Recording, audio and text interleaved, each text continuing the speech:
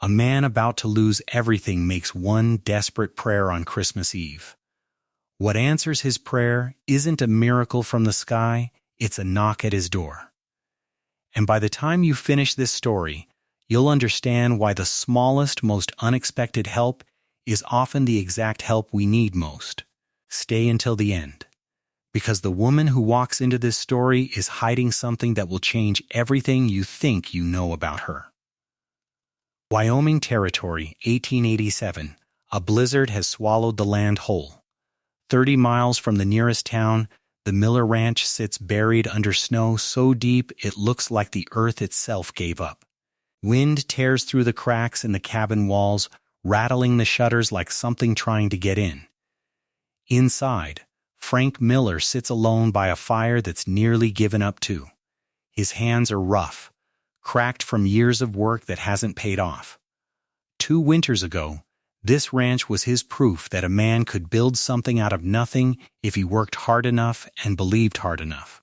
Now disease has thinned his herd to a handful of shivering cattle, the harvest failed, and the bank has already sent its warning.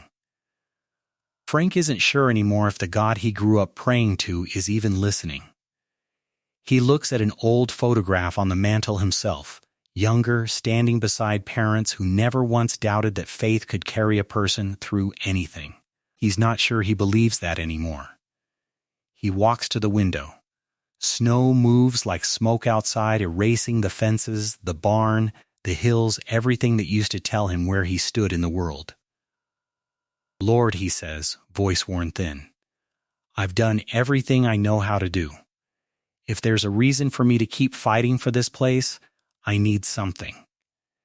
Anything. The fire pops. The room goes still. His eyes fall on the Bible sitting untouched on the table, its cover cracked from age. Not from use, he hasn't opened it since the bank notice arrived. But tonight, with nothing left to lose, he picks it up. It falls open on its own to a verse he half remembers, a promise that when the waters rise, he will not be swept away. He reads it twice. His throat tightens. It's almost enough to believe again. Almost, then a knock. Soft, hesitant, out here. In a storm like this, nobody calls on a stranger's door. A second knock follows, firmer this time. Frank grabs his lantern. Who's there? Hope Abbott, a woman's voice answers, trembling with cold but steady underneath it. From the matrimonial agency in Boston. I'm supposed to be your bride, Miss Miller. Frank's breath catches. Months back, in a low moment he'd rather forget, he'd written to that agency. But he never sent the fee. He'd let the idea die the same week he lost his best mare. He assumed it was over. He throws open the door. Snow blasts in around a small figure clutching a battered suitcase, wrapped in a shawl gone thin with wear. Frost clinging to her bonnet. Her eyes blue, uncertain, but not afraid meet his. You shouldn't be out in this, he says, pulling her inside. How did you even make it here? The coach broke down a few miles back, she says, hands shaking as she reaches toward the fire. I walked the rest of the way. I was afraid I'd arrive too late. Too late for what? She looks up. Too late for you to still want a wife. Frank studies her, this stranger who crossed a blizzard on foot to reach a man who never sent for her. Ma'am, he says finally, you're either the bravest person I've met or the most reckless. Either way, you'd best stay the night. Relief breaks across her face. Then I'll stay. Thank you, Miss Miller, as she unpacks a worn Bible, a hairbrush, a small tin of sewing needles. Frank watches from across the room, unable to place what it is about her. Younger than he expected, but there's something older underneath, something that's clearly been through hard weather of its own and come out the other side still standing. She kneels at the hearth and coaxes the dying fire back to life with practiced hands. You've been letting this flame die, she says quietly. I've been letting a lot of things die, he mutters, not meaning for her to hear it. She glances back at him, firelight catching her eyes. Then maybe I came just in time. He doesn't know it yet, but the storm didn't just bring a stranger to his door. It brought the beginning of an answer to a prayer he'd nearly stopped believing in. By morning, the storm has broken. Frank wakes to a smell he hasn't known in weeks: real food. Hope stands at the stove, sleeves rolled up, humming an old hymn under her breath while corn cakes sizzle in the pan. "You're up early," he says. "Old habit." "I used to rise before the children at the schoolhouse. Hard to shake." "Schoolhouse?" "I taught in Kansas City." Before, her voice softens and trails off, and Frank senses a door quietly closing before he can even see what's behind it. He doesn't push. Over breakfast, she tells him plainly she read his letter. The one about losing more than cattle, about losing his faith. About being tired of being alone but unsure if love still had a place in his life. "That was supposed to be private," he says, flushing. "It was honest," she answers. "That's why I came. I didn't want your money. I wanted a reason to matter again. Maybe we both needed saving." Out in the barn, one of the sick cows lies weak in the straw.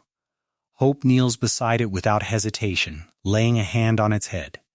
"Sometimes," she says, "warmth and care go further than any coin you could spend on a vet who's 30 miles off." That afternoon, they ride into town to register the marriage, her insistence, not his. Whispers follow them through the courthouse. "Poor girl doesn't know what she's getting into," someone mutters. Hope doesn't flinch. "A woman's worth isn't in what a man owns," she says clearly enough for the room to hear. "It's in what two people can build together." That night, mending a broken chair leg by the fire, Frank finally asks the question that's been sitting in him all day. "You didn't come here to be kept, did you?" "No," she says. "I came to help, if you'll let me. I've seen worse land than this turned around. A place can heal, Mr. Miller, if the people on it still believe it's worth saving. Here's the first thing worth carrying out of this story into your own life. A place, a habit, a relationship, a version of yourself you thought was already lost. None of it is beyond repair as long as somebody, even just one person, still shows up and tends to it. Recovery rarely looks like a miracle. It looks like small, unglamorous work, repeated daily, by someone who refuses to give up on something everyone else already wrote off. Days pass, and the ranch starts to change in ways Frank doesn't expect. He finds Hope in the barn one morning rubbing a homemade tonic into a sick cow's side, juniper oil, vinegar, and salt. "You sure know a lot for a school teacher," Frank says. "I wasn't always a teacher," she admits. "I worked beside a doctor once, before Kansas. He taught me that almost anything can heal, given the right kind of care. Even people. It turns out the herd was never cursed or diseased at all. The hay stored at the bottom of the shed had gone moldy from a leaking roof, and Frank had been feeding it to his cattle all winter without knowing. Hope had simply noticed what nobody else had bothered to check. That, too, is worth remembering. Most disasters we blame on bad luck are really just problems nobody looked at closely enough. A little attention, applied early and consistently, prevents more ruin than any grand rescue ever could. Word spreads through Sweetwater. A neighbor's lame horse, a widow's ailing cow, a family's basket of hens that won't lay. Hope tends to them all, never charging a cent. "The moment I do this for profit," she tells Frank, "it stops being a gift." The town that once whispered about the desperate rancher's mail-order bride now calls her by a new name, the woman who makes the land breathe again. But one night, her calm finally cracks. She tells Frank the truth she's been carrying since the day she arrived, the real reason she fled Kansas in the middle of the night. A powerful man there had tried to force her into marriage after her father died, threatening to take her home if she refused. She refused anyway, and lost everything for it. Her position, her reputation, her sense of safety. She doesn't know if he'll ever come looking for her. Frank takes her hand. "No one's taking you from here. Not now, not ever. And in that moment, something in him that had been frozen since the day his prayers stopped being answered begins, quietly, to thaw. By spring, the ranch's unrecognizable cattle healthy, calves feeding, a hand-carved sign at the gate reading Hope's Haven. Frank carved it himself. I named it after what you brought back, he tells her.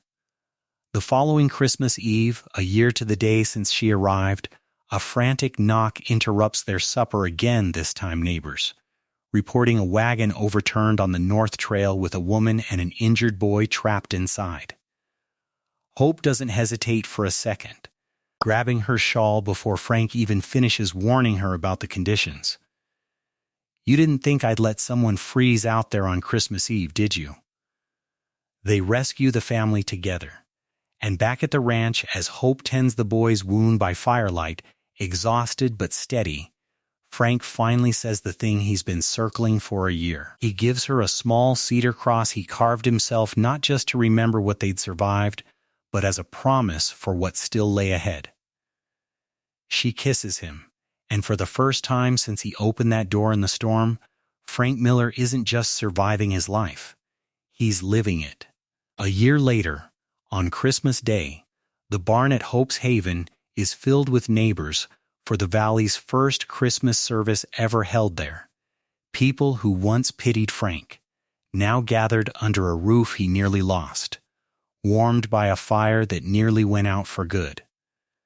When the crowd asks Frank to speak, he's nervous, hat in his hands. But he tells them the truth plainly. A while back I'd about given up on this land, and on myself too. Then, somebody I never even paid for showed up exactly when I needed her.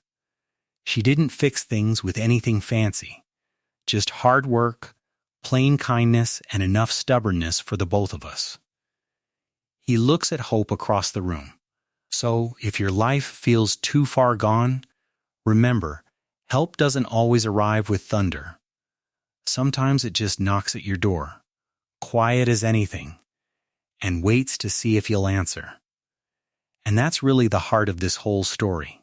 The moral isn't that faith fixes everything by itself, and it isn't that a stranger will always show up to save you. It's that hope, real hope, usually isn't a feeling that falls out of the sky.